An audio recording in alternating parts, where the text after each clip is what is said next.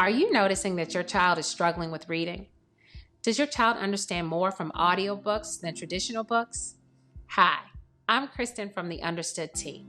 Welcome to From Our Family to Yours, where we share relatable stories and helpful advice from community members like you. This week's story revolves around noticing when frustrations about reading are more than just frustration. It comes from community member Jenna in Thomasville, Georgia. She writes,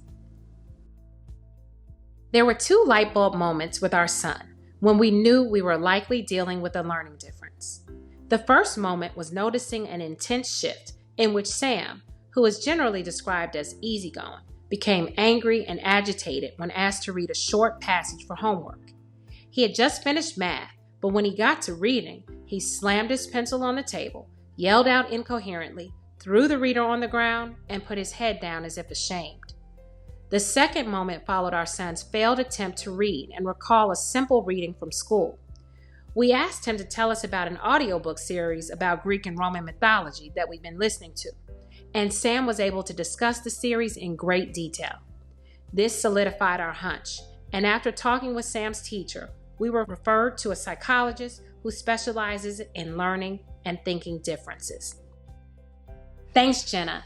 It isn't always obvious at first when a child is frustrated whether or not that frustration is about a learning difference or if it's just having a difficult emotional reaction. I love the way that you and your family did one of the first steps that's discussed in our new Take N.O.T.E program, which was to notice that your child's behavior had changed. So a kid who was typically easygoing and calm was now frustrated and acting out. And you observed the context in which that occurred. And for you, it took looking at his ability to complete a reading assignment that's from a simple reader, and then comparing his ability to provide details that he's heard presented in an audiobook. Many parents are concerned that if they allow their children to listen to audiobooks rather than to read written materials or print, that their child will not actually develop reading skills. That's a myth. Children do pick up reading skills from hearing the written word as well as from reading it on their own. And sometimes audiobooks can give them the opportunity to be able to comprehend information that they're not able to get while they're reading on their own. Let's see what else Jenna has to say.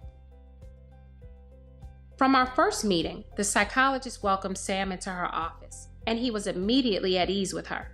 I waited in the lobby while the psychologist took Sam through a battery of tests. After 2 weeks, we received an 18-page report outlining Sam's results, the psychologist's diagnoses, and her recommendations for accommodations in his education. This report is practically our Bible at the beginning of each school year, and during parent-teacher conferences, has given our son the confidence to learn by knowing where his challenge areas are, as well as his strengths. My biggest problem with this part of our journey was the cost. While it was a barrier for us, I could easily see how securing the time away from work, school, travel, and other associated costs could present barriers for many families. Jenna, I'm so glad that you all were able to notice and observe differences in your child's ability and to talk with the teacher who then gave you recommendations for a psychologist. One of the things that you mentioned was that your son was at ease with the psychologist he met with. I think it's really important that families know that it's okay to meet with a few different people to make sure that you have a fit, because when we know that kids are comfortable, their performance will likely be a little bit better. The other thing I think is really important that you mentioned is that you received an 18-page report that became your Bible. And that report is called a psychoeducational report or a neuropsychological evaluation. Both reports give teachers and parents information about specific patterns in a child's learning ability and also make recommendations for ways to help them improve. If in fact the child does meet criteria for having a learning disability diagnosis or a learning difference, the psychologist can provide that information so that it's documented and it can be used as a resource when you go back to your school. I love that you bring up the fact that costs can be prohibitive for some families. One of the things that families can do if they are worried about the cost of pursuing a psychological evaluation is that they can request an evaluation from their school that is free. The understood.org website provides an excellent example of a template letter that can be used by parents and then submitted at your respective schools.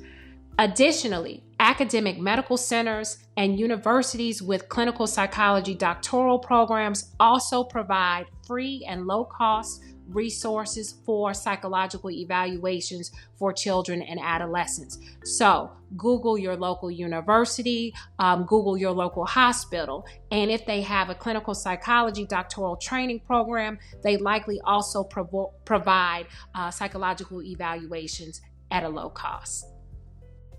Have you noticed your child struggling with reading or in other academic areas? Check out our helpful step-by-step tool, Take Note, in the link below to learn more. Take Note stands for Notice, Observe, Talk, and Engage, and can help you figure out if the struggles you're seeing might be signs of a learning and thinking difference. And remember, you're not alone. Until next time, this has been From Our Family to Yours. Thanks for watching.